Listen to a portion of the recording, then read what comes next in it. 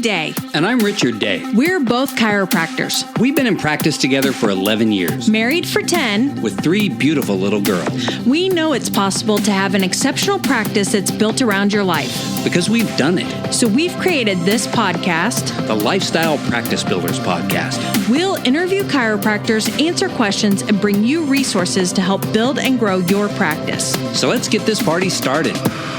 Welcome back to the Lifestyle Practice Builders Podcast. I'm your host, Dr. Haley Day, and today is part 2 of my interview with Jennifer Belville. She is the CEO and co-founder of Chiro Pro Accounting. She has over a decade of experience working in accounting with small business and especially chiropractors, which makes her so awesome to be on our show. She was great to talk to. She knows a lot about business and what it takes to be successful, to scale, and become the person you need to be in order to grow and operate your dream practice. Thanks again, Jennifer, for being on the show, and thank you to you all for listening today. If you enjoy this episode, then please share with others. When you share the podcast with others, it helps us to grow the show, bring on guests, and create a better experience for you. We hope you have an awesome day and enjoy the episode. Are there any current issues that students or current chiropractors should be aware of that could impact their practice in 2021?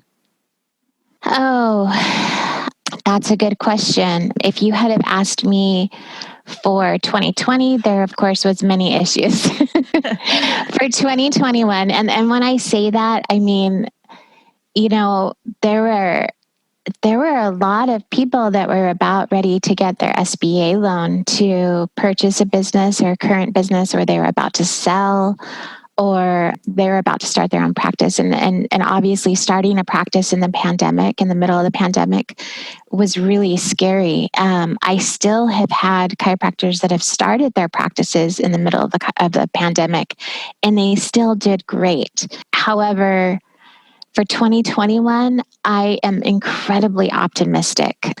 I know that I have told a lot of people that in 2020, when they went and got their EIDL loan, just, you know, it's really, really, really cheap money right now. And so if you need it, great. If you don't need it, pay it back.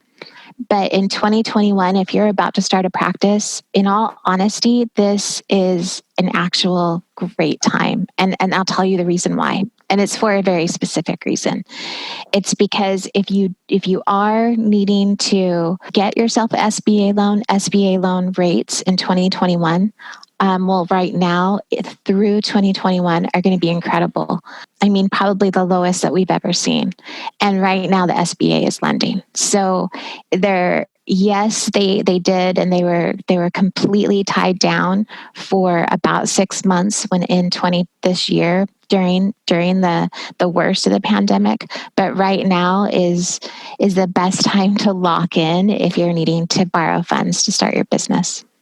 Is that something you help with at all? You know, we do help with that. What I like to help with is, and what we do help with is the business planning portion of it, and then helping people present their case to the SBA to get that SBA loan. But again, we're seeing rates that are lower than we've ever seen them. And so, you know, I like that portion of it because you can borrow money and not have to pay so much in interest, obviously. Yeah. One of the things that we talk about is business plans. And I think some people blow that off or don't really think it's very important, or they're just going to copy information that they think it doesn't really match the real world picture of chiropractic or their plans. And so I love to hear that you do that, and that's a good idea to focus on the business plan if you're looking to bring in money through the SBA or another loan. Yeah, no, it's incredibly important because it gives you an idea of what to expect.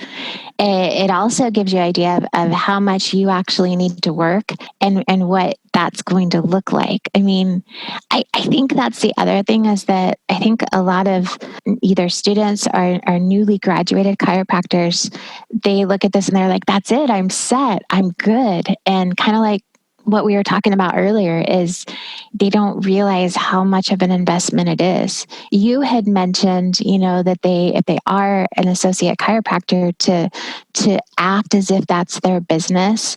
And ultimately what you're saying is take ownership in everything that you do and to do it your very best, right? You give 100%. You don't just walk in and say, this is just a job. Because if your plan is to own your own business someday, then, everything that you do matters, and it's a stepping stone for the next step, right? Mm-hmm. And so in regards to that, yes, I totally agree. Planning is so good. It lets you know if you're on target. It lets you know if you need to adjust. And by the way, we all have to adjust. Myself personally, even in my own business, I have done 180s where I started out at one point, I switched around, or I changed my mindset, or I changed my plan only to arrive right back where I started. But there's so many different moving parts that you have to be flexible enough to be open to that change when you're a business owner. Yeah. So let's talk about your business a little bit. You've really kind of made a splash on Facebook, you building your business and bringing in more chiropractic clients. And we talk a lot about niching down and how that can positively impact the growth of your practice. And so I think that scares some new chiros because they don't want to they kind of have this mentality that they're going to treat everyone. And so we explain that, when you can focus on one, that's where you're focusing your advertising and you're trying to bring them in and really speak to that population. Can you explain how niching down has worked for you guys? Yeah. So, this is kind of a new concept. Certainly the accounting world hasn't necessarily taken those steps yet. I mean, you look around and you see a ton of accounting firms and they service all different industries, which is what we were doing. We actually decided to work with mainly chiropractors after, just to kind of go into that background for you, but after Matt had colon cancer.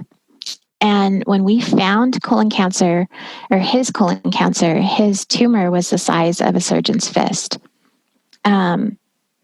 We were fortunate. I know that this doesn't always work out for people when they have something. I mean, colon cancer is one of the ones that you don't really want to have, right? Because the survival rate isn't always the greatest, and it kind of depends on whether or not it's metastasized or not. But we were fortunate. It had already gone through all 4 layers of his intestine, but it hadn't metastasized yet. And so when they removed the tumor and the surrounding lymph nodes, they were actually giving us the option. You can do chemo or you cannot do chemo. Well, at the time, we had about 10 chiropractors that we had in our registry of clients. And they were all over. So they weren't necessarily just in our area or in our state, but they really poured into us. I remember getting supplements in the mail constantly. They'd send us books. We learned a lot during that time period. We actually opted not to do chemo for Matt. We opted to change our entire lifestyle. And with that came, not only were we educated, but we had some major mental, emotional, spiritual shifts in how we operated on a day-to-day basis. Now, that was one question that came up a lot during the PPP. I had a lot of doctors say, "Hey, can I pay you for this? Can I pay you for your time that you just spent with me, giving me advice?" And my reaction and my response to them was, look, there was a time period where we really needed help. And, our chiropractic clients, they just poured into us. They didn't ask for anything in return. And so this is my chance to give back. And that's what we're doing, because you guys are in a time of need. But at the time, because we went through so many shifts, it was one of those questions of, what are we doing in our business? What's most important to us? Okay. And at that point is when we said, you know what, we would love to really just work with this type of clientele. And I can go more into what the differences is between what I've seen of chiropractic business owners versus just business owners in any other industry. But to kind of target your question in regards to niche specific, we did that. We still do have legacy clients. We do not take any additional clients that are not in either the functional medicine, integrative health, naturopathic medicine, but most all of our clients that we take on are chiropractors, okay? Mm-hmm. And how that's worked out for us has been incredible. I can say that one of the biggest things that I heard when chiropractors would call me is if I asked them, why are you switching? Why are you choosing us? What's going on with your current accountant? What problems are you experiencing? And the main theme that kind of kept appearing over and over again is they don't understand my business. They don't understand health. They don't understand what I'm doing or where my dream is or even what my vision is. And I've learned that it is so comforting and it is so crucial when I'm talking to my clients is to understand their business and understand who they are and what they're trying to achieve. And that just goes a long, long way. So in regards to your question, when you have chiropractors that go niche specific and or they really become an expert in a certain portion of what they're doing and how they're servicing their patients, when they name themselves as an expert in that particular field, yes, you're going to attract everything that you need to be able to reinforce that expertise, especially when you aren't just local, when you can set yourself up as an expert. But, during this year, and I'm sure that you've seen this too, people pivot. People take advantage, just like Matt and I did in our business. We pivoted the second things started to change. So when you become an expert in a specific field and you're able to pivot and you're able to attract more than just a local area of patients that you're gonna help, but more maybe even on a state level or on a national level, yeah, it's a game changer. That's awesome. I think almost when you're talking about it, it almost seemed like it brings almost like a spirit to your business when you started focusing on chiropractors. Like you almost like there's a passion there, joy that you get from that maybe working just generally across the board wasn't so strong. That's actually very true. And Matt and I talk about this quite often is what is different about chiropractic owners and versus any other business owner out there. And what I love about my chiropractic owners is, yes, they have a health mindset. Yes, they have an abundance mindset, and they have a serving mindset, right? They want to serve. So they're really, really attached and or living within their why. And I know that they talk about that a lot, but not all business owners do that. Not all business owners are actually owning their business and really enjoy what they do, right? But chiropractors do, because that's their calling, that they're living what they're supposed to do. So that for one. For two, I love it because I can bring everything that I love about what I do to the table. And there's an energy and a synergy that takes place when you have two people that are supporting each other or they've surrounded themselves with advisors that really truly have a passion for what they do. It makes them more successful. It just does. It just brings everything good about who they are and what they do to the surface. That's awesome. I think that's one of the things we really talk about is finding people who bring that out in you and you enjoy going to work and you enjoy going to networking, because I think a lot of people don't enjoy that kind of thing. But if you can find where your joy is in doing that part of it, then that's going to make you more successful and give you more happiness along your journey. So can you tell us maybe something that in your own business, something you've struggled with, maybe a growing pain of sorts that you've had in your business that you've overcome and how that played out?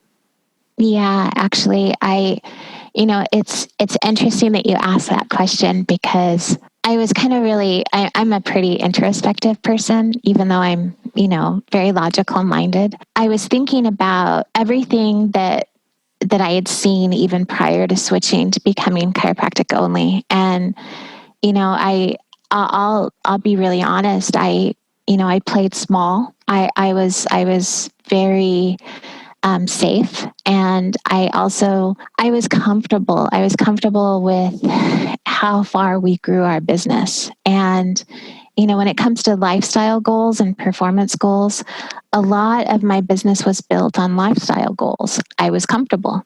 And here's the thing. I had seen so many of my business owners struggle with employees. And I can remember almost every conversation. Now, I didn't say this out loud to them, but inside I'm thinking, I'm so glad I don't have employees. I don't ever want to have these headaches that I see other people have. This is where some of my mindset changes have occurred, because I actually teach and I talk to my chiropractic owners and I say, look, here's the thing. If you are taking advice on how to run a business from someone that doesn't have a very successful business themselves, then you need to really think really hard on that one. Because you can't take advice from someone that plays small. You have to take advice from someone that is doing exactly what you're doing, not maybe in the same field, but they're creating successes in their business on a daily basis. Okay. In regards to what I was doing at that time, I played small because I thought, I'm never going to be okay with having an employees and having that headache. So I had to go through some major mindset changes when we started to scale.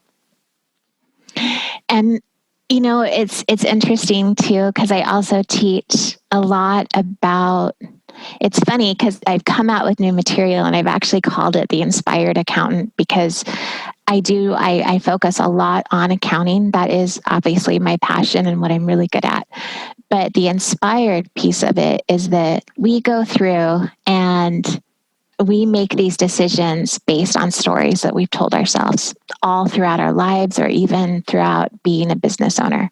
The story that I told myself over and over was that I would never be good at having employees. Now, what I tell a lot of the people that I teach is you have to really evaluate those stories, because that doesn't necessarily, because you're calling forth whatever it is that you believe, right? Mm-hmm. And so I had to do some mind shift changes when we started hiring. And that is, my affirmations had to start changing. It started becoming more, I'm not only just a great business owner, but I'm a great employer. I know how to motivate my team. I know how to pick good people. I know how to have them actually buy into my vision and be excited about it, right? Well, these are things when it comes to employees that chiropractic owners struggle with daily. Employees, if you were to ask them, and I know that you probably know this, but that's like their number one, is how can I attract team members that adopt my vision? And how can I be a good business or a good employer? I started doing things within my practice, my own business firm, that I started asking them. I would ask my employees, is there anything that I can do to be better? Is there anything, just asking for feedback? Is there anything that you need from me that can make your life and or your job better? And you would be surprised how many business owners don't ask their employees that question. So for me, that was some huge, I just had some growth in that area. And you don't always like what you hear back, but it's always going to help you. So ask for feedback. Ask for feedback from your employees. Ask for feedback from your patients or from your customers, because that's just going to make you better on a daily basis. And now I don't have that story that I tell myself that I either would never want employees or I'm not a good employer. The story now is, yes, I am. I do attract good talent and I am a good employer. And it really will shift how you operate and how your business operates. Wow, that's a great example. We talk about a lot about mindset and then also feedback. So I love that you kind of touched on both of those. And also, I think that there is a big step there when you take on employees that we work on. And so that's great. So thank you. Is there a book that you recommend, something you've read recently or that you've enjoyed or that you read yearly, maybe even? Just recently, I really started getting into Brandon Burchard. I believe is how he says his last name. Brendan. Okay. Yep. And he writes the Millionaire Message, and it's and it has been pretty incredible for me. So I actually keep going back to it. The reason why I think that that is so impactful for me is that he talks a lot about people living into what they're meant to do or what their gifts are, and how that you can become an expert in whatever it is that you really want to be an expert in. And you can actually teach other people and make and improve their lives based on becoming that expert. And I think it's been impactful because as an accountant, I have not only been able to be an expert in my field, but then I've also been able to share that knowledge and help my business owners improve their business based on what I know. And it's inspiring. It's inspiring in the sense that you can have so much confidence when you become an expert. So if there's things that you want to learn about, if there's things that you, in your practice, learn more about it, become the expert in the field, which also kind of touches on being actually kind of dialing into a niche specific area. Be the expert, because you're going to attract the people that actually need that message. They need to hear what you have to say. Yeah, I have not read that one yet, so I'm going to have to read that. I like High Performance Habits and then also the Motivation Manifesto. So if you haven't read either of those are good. What's the best business advice you've ever received? The best business advice that I've ever received would be from a business coach that we had for a short time about 5 years ago. I'm going to say that was the best advice that I'd ever received, because it probably it created such a different shift for me, and that had to do with money, honestly. I remember, especially when my husband and I first got married and when we were kind of living our lives, I just felt such success by being frugal. And I'm not saying that isn't a success. It is. It's just that, again, kind of how I was talking about before, where you can be on one side or the other. I definitely was on one side. I analyzed everything that we spent money on down to the penny. And if I got great deals, if I could do a vacation for $1,600, I felt success. The problem is that I didn't have balance. And so one thing that our business coach had told us is, he had told me specifically, he says, you need to become the client that you want to attract, which means, and he kind of gave his own example. He says, if I order something online, and I'm not saying to use this example, I'm saying that this is kind of how it helped me make a shift. But he said, if I order something online and let's say it's a pair of jeans and those pair of jeans don't fit me, he's like, I don't take them back. Now, I know this is going to sound pretty wild, right? Because in my mind, I was really fighting that. I'm like, why would you not take them back? Why would you own a pair of jeans that didn't fit? Like, why? That didn't compute. Well, he said, when I go to a restaurant, he goes, I over tip. I tip big. If I purchase something and I get less than what I expected or not as much value, I don't dispute. And he said what had happened for him is that he also started attracting those type of clients. Does that make sense? Mm-hmm. For me, the mindset shift there was that who you are to others is how the people are going to be to you. And so if you really want to serve a certain population or a certain type of patient or a certain type of client or a certain type of customer, well, then you have to become it. And so what that meant to me is if I'm bringing high value to my clients and I also want to charge a higher investment, well, then I can't turn around and operate my life by being the opposite of that. Mm-hmm. And so I really shifted my life. In fact, my husband would say that it made a dramatic change, but the results were incredible. I think I liken it to having your mind kind of in a box for me, the way that my mind operated in this frugal sense is that I counted every dollar. I was so strict. I was so careful.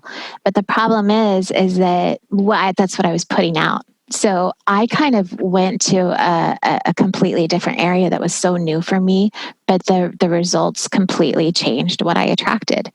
And so I'm huge about this. I teach this. Not everybody understands it, but what you want to attract is exactly what you need to be. And that probably was the best advice that I had ever gotten. That's great. I love that. I think one of the things that makes me think about is that the atmosphere of your office and how, if you want people to feel comfortable in there, what does it need to look like?